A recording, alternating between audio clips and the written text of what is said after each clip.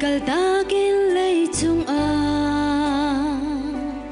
nang le kay cha a tem na ga tuar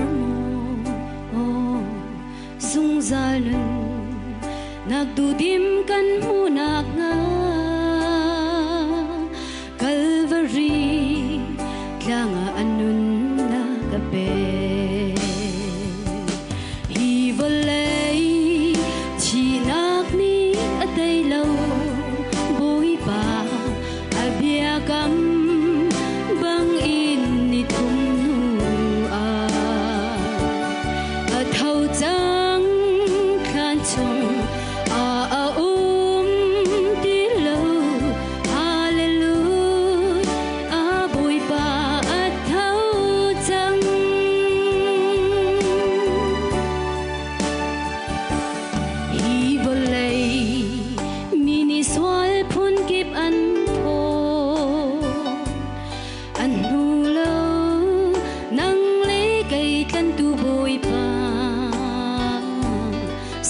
Set na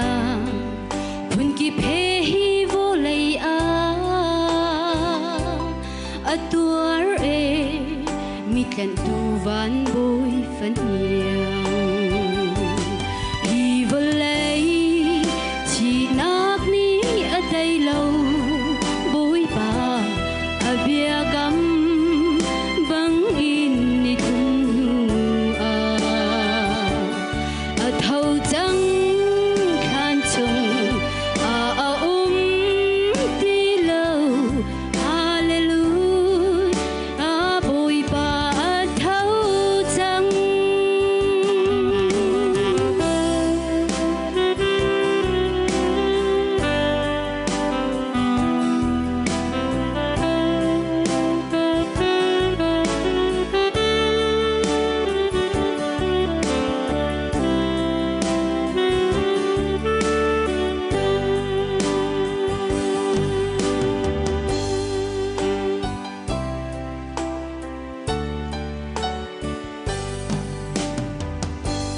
Violet mai